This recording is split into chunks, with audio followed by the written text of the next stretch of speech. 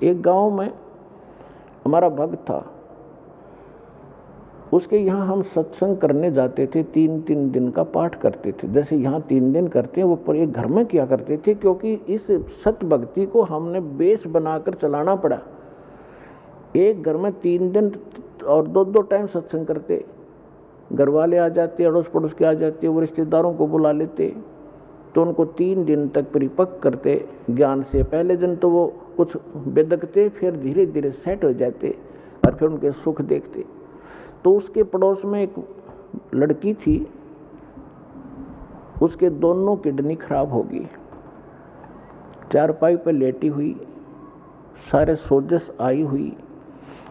उसने कहा कि आ जाओ, तुम नाम ले लो और ठीक हो जाओगे, हमारे गुरुजी से उपदेश ले लो, इनके भगवान कबीर साहब ठीक कर देते हैं। उन्होंने उस लड़की को ले आए, उन्होंने दीक्षा ले ली। फिर हमने कहा कि एक पाठ कराओ, फिर हम घर में ही करते थे। हम पाठ करने गए 10 दिन के बाद, वो लड़की ऐसे चारपाई पे लेटी हुई, 10-15 दिन उसने थोड़ा बहुत नाम जाप जैसा किया। हम गए तो वो उठा कर लाए उसको, दास भी वहीं 3 दिन रहता था घर घर पे। तो मैंने कहा बेटी तू उठ और बर्तन साफ कर, भगत आए हुए खाना खा, जैसे ऐसे भंडारा होता था छोटा, 10-20 भगत 50 भगत आते थे आसपास के, बर्तन साफ कर। तो उसके घर वाले कहने लगे भक्तों से कि तो बैठ तो सकती नहीं, कैसे बर्तन साफ करेगी। तो कहा कि आप एक बार इसको बैठाओ, जो आदेश है पालन करो। उसको ले जाकर पीढ़े पर बैठा दिया जहाँ बर्तन साफ करे थे। 2 घंटे बर्तन साफ करे उस लड़की ने, और तीसरे दिन अपने आप उठ कर चल पड़ी। बोलो सतगुरुदेव।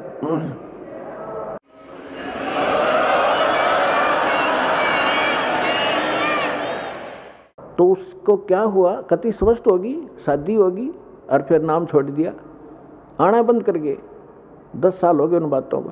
तो कहने का भाव ये है कि ये परमात्मा आपको आते भी सुख दे सकता है, लेकिन आप केवल झाड़ा लवाण की आदत पड़ रही है आपने, एक बार ठीक हो जाओ फिर कोई जरूरत नहीं आने की।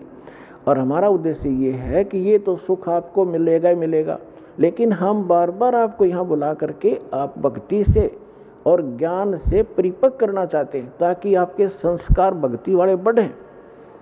एक कष्ट तो आपका दूर हो गया, आपके तो जीवन में 20 और हैं ऐसे ऐसे, फिर वो तोड़ देंगे दे, या आपकी बहुत बुरा हाल कर देंगे। तो पुण्यात्माओं, ये ना समझना कि आप ठीक नहीं होगे, सभी ठीक होंगे, लेकिन परमात्मा अपने हिसाब से करेगा, और लेकिन आप पर आपत्ति नहीं आने देगा। तो इसलिए आप परमात्मा के इस ऑपरेशन में जो कर रहा है, इसमें ऑब्जेक्शन मत करना। जैसे कोई रोगी है और डॉक्टर के पास जाता है, डॉक्टर अपने हिसाब से कर रहा है, तो उसमें बीच में अगर मरीज अपनी टांग अड़ावे कि ना ऐसे नहीं ऐसे कर दे, तो वो काम बिगाड़ देगा, वो ऑपरेशन खराब हो जाएगा उसका। तो परमात्मा आपको सुख देगा, आपके सिर पर हाथ रखेगा, आपके बच्चों की सुरक्षा करेगा और आपको मोक्ष देगा। आप विश्वास के साथ लगे रहना। बोलो सतगुरुदेव।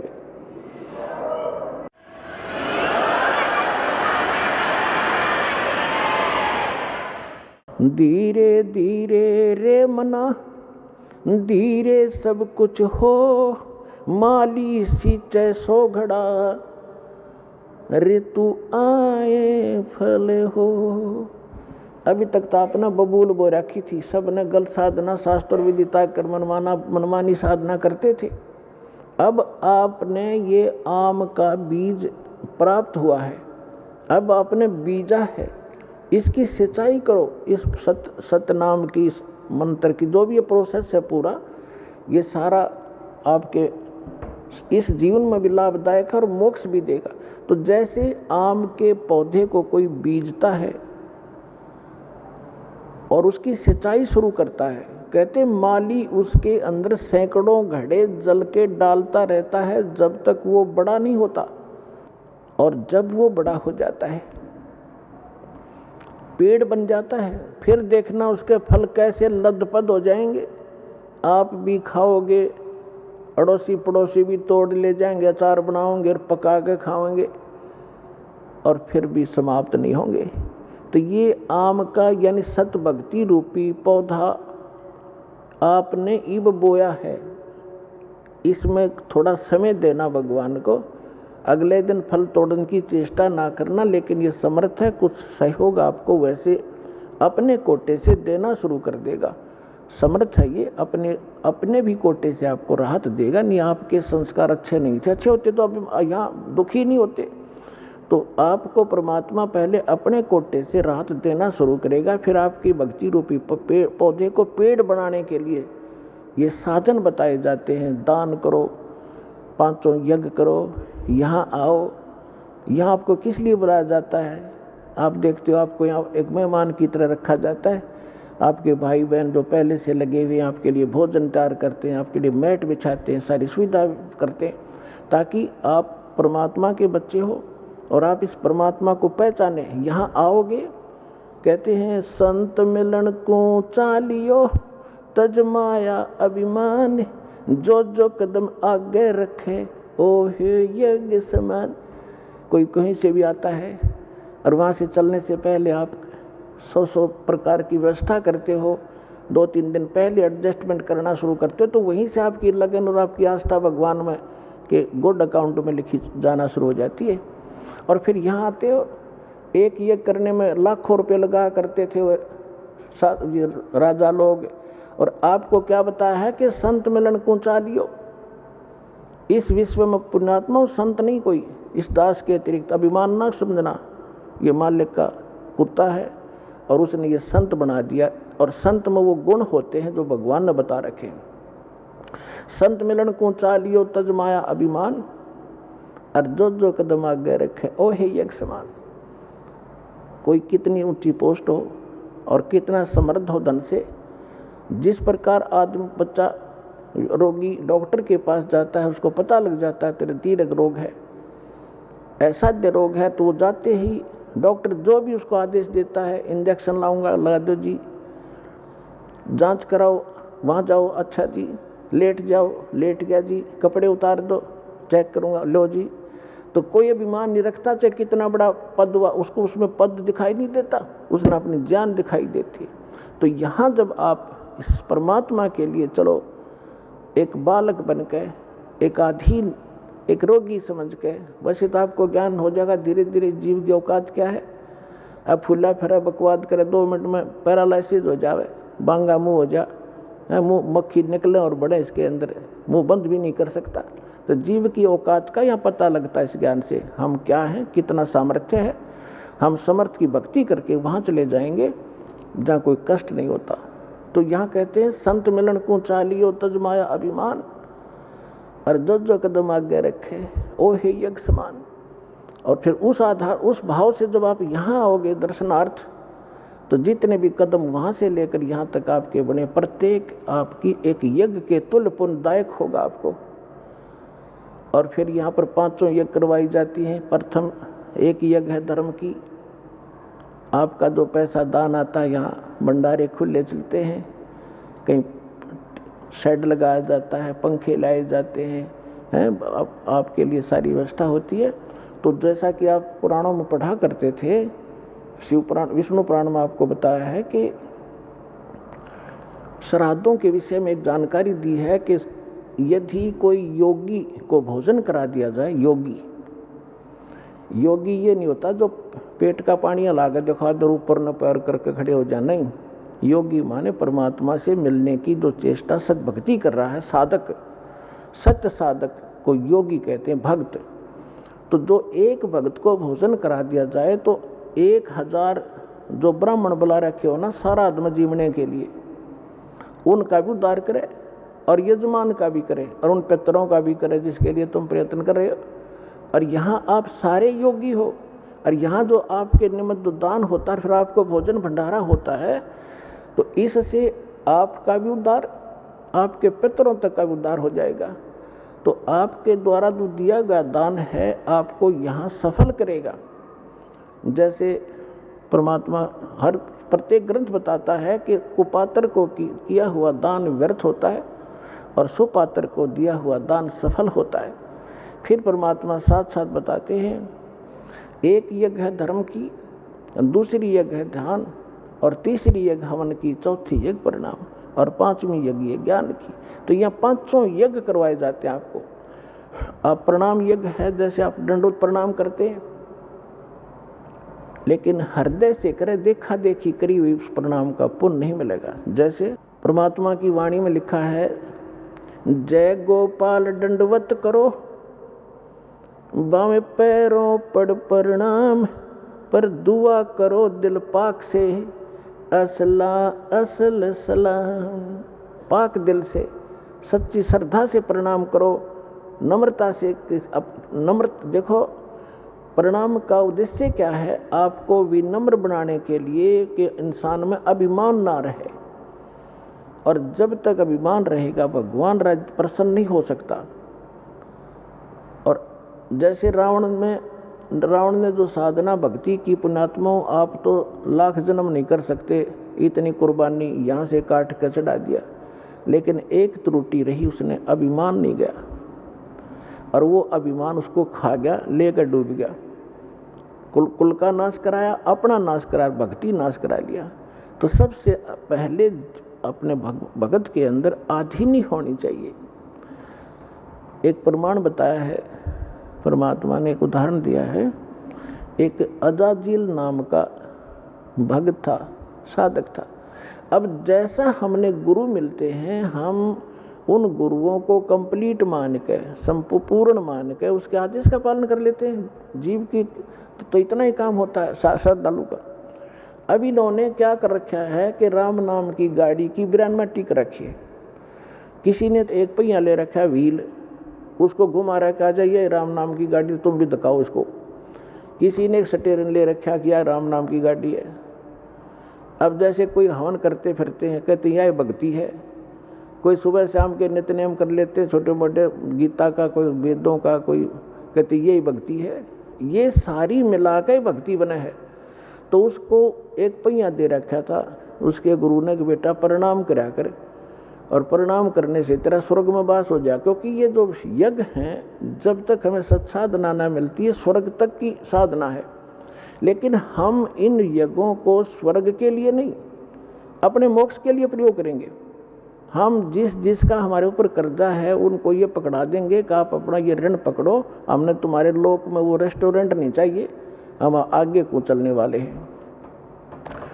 उस अजाजील ने अपने जीवन काल में, पहले लाखों वर्षों की आयु होती थी, 1 अरब प्रणाम की, दंडवत प्रणाम लेट लेट के। और जब वो ऊपर गया, विष्णु जी को इष्ट मानता था, विष्णु जी के लोक में गया। अपने आत्मा जो भी क्रियाएं आप यहाँ कर रहे हो, जैसा भाव आपका है, आपकी भी ऐसी परीक्षा होगी त्रिकुटी पर जाके। और जैसी श्रद्धा आपकी इस दास के प्रति यहाँ होगी, ऐसी वहाँ होगी, तो वहाँ परमात्मा आपको इस दास के रूप में मिलेगा। तो अजाजील नाम का वो श्रद्धालु जब प्रणाम करता था, प्रणाम यज्ञ किया करता था, उसमें इतनी भक्ति, उस स्तर की जो स्वर्ग तक जाने की और वहाँ पर पद पोस्ट पाने की, इस प्रणाम यज्ञ से इतना संग्रह हो गया उसकी भक्ति कि विष्णु जी के लोक में जब गया तो विष्णु जी ने कहा कि भाई बहुत ज़्यादा भक्ति की तूने, यानी बहुत अच्छी साधना की बच्चा, साधना के अंदर ये सारा कुछ आ जाता है। तो उसने कहा जी हाँ, साधना खूब की, 11 अरब बंदगी कर रखी है मैंने। तो विष्णु जी ने कहा कि अभी तेरे अंदर तो बड़ी सिद्धि भी आ गई है। अच्छा जी, हाँ, एक बच्चा बना दे, एक लड़का उत्पन्न कर। तो उसने कहा जी कैसे करूं, मुझे तो पता नहीं। तो भगवान ने कहा, विष्णु जी ने, कि ये कह दे कि नर भव। उसने ऐसे कह दिया नर भव। एक जवान लड़का सामने खड़ा हो गया। तो भगवान विष्णु ने कहा कि ये तेरे वचन से उत्पन्न है और ये तेरा पुत्र हो गया, वचन का पुत्र हो गया। बोला अच्छा ठीक है, और खुश हो गया कि देख मेरे में कितनी शक्ति होगी। जैसे हम सुना करते थे कि वाल्मीकि जी ने, जब सीता गर्भवती थी सीता जी, और वो निकाल दी थी भगवान रामचंद्र जी ने, वाल्मीकि जी के आश्रम में गई थी, और वाल्मीकि जी, उसके एक लड़का उत्पन्न हुआ था, लव, उसका नाम रख दिया। फिर काफ़ी लंबी कहानी तो आपने सब ने पता है। फिर वाल्मीकि जी ने एक लड़का कुश से बना दिया था अपने वचन से। आज के युग में तो ये लोग मानने को तैयार नहीं, क्योंकि साइंस खा गई इनके बुद्धि ने, अध्यात्म वाली बुद्धि ने, लेकिन वो सही था। अब वो जितनी बैटरी चार्ज की थी वो उतना थोड़ा बहुत कर सकते हैं, तो उसे भगवान या मोक्ष, भगवान नहीं बन गए वो और मोक्ष नहीं हुआ उनका।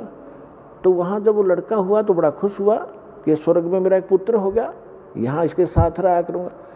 फिर भगवान विष्णु ने कहा कि अजाजिल इसको प्रणाम कर, दंडवत। अब वो तो उसका तो गेम में यही था, इसी मैच के कारण, गेम के कारण तो यूँ इस पद पर पहुंचा था। तो उसने बोला ना करूं इसको। क्यों भाई? भगवान बोले क्यों नहीं करे इसको प्रणाम? कि ना करूं, ये तो मेरा पुत्र है, मेरे वचन से हुआ है। अब भगवान विष्णु ने सोचा ये तो भाई फेल हो गया परीक्षा में, फिर भी उन्होंने सोचा चल थोड़ा सा इसको ग्रेस मार्ग दे देता हूँ, जब बुद्धि काम कर जाती इसकी। उस लड़के को अपने जहाँ वो खड़े थे बाउंड्री के अंदर, उससे परली साइड भेज दिया। और उसमें एक गेट था, इतना एक बाईपास रास्ता था, उसमें झुक कर जाना पड़ता था नो बाहर निकलने के लिए। वो लड़का तो परली साइड निकल के खड़ा हो गया। अब भगवान ने सोचा इस अजाजिल को मैं इस गेट से निकाल ले चलता हूँ, और ये झुके गया ना, ऐसे झुक कर निकलेगा तो मैं मान लूँगा भाई चल इसका ये नाश ना होगा भक्ति का, जिसी भी इसने भक्ति की है। तो भगवान भी समेत मुकुट के झुक के निकल गए, उसका सामने लड़का खड़ा था। अजाजिल से कहा कि आजा अजाजिल, तुझे स्वर्ग की सैर करा के लाता हूँ। तो अजाजिल बोला मैं सब जानता हूँ, तू छलिया है, तो मेरी फिर मजाक करेगा कि देखा ना मैं झुक के निकलूँगा तो परिणाम हो जाएगा मेरा लड़के को, और तो आप जो है ना मेरे साथ धोखा करना चाहते हैं, मैं ऐसा अनजान नहीं हूँ, बिल्कुल नहीं करूँगा, नहीं आऊँगा। तो परमात्मा बोले जा भूतनी के निकल यहाँ से। वो वहाँ से पटक दिया ठाक है, और सारी वह भक्ति कैंसिल कर दी। कहते हैं बेअदबी भावनी साहिब के ताही अजाजिल की बंदगी पलमा ही भाई। जब प्रणाम कर रहा है और जिस उद्देश्य को लेकर करा, फिर वो अकड़ने की नो खाक तो ने वो साधना की, क्या रिहर्सल किया।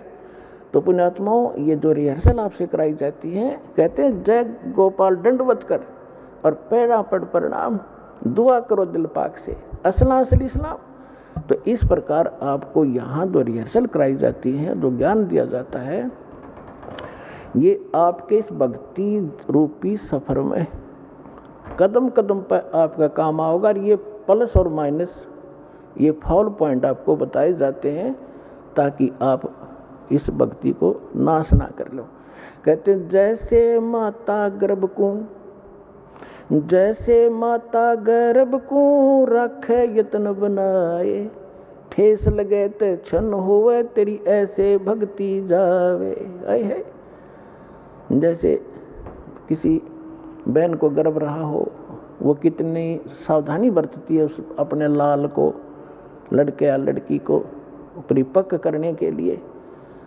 जब करवट लेती है रात ने, एकदम बिदक के उठे कि जब मेरे बच्चे का दाब ना लगी हो, ऊंचे नीचे पर चलती है तब कहीं पैर ऊंचे नीचे पर ना टिक जावे, कोई ऐसा खाना ना खा लूँ जिससे मेरी गर्भपात हो जावे।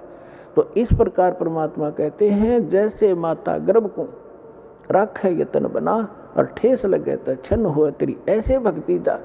तो पुण्यात्माओं इस भक्ति के साथ साथ सावधानी और मर्यादा अति आवश्यक है, तब आपको सफलता मिलेगी।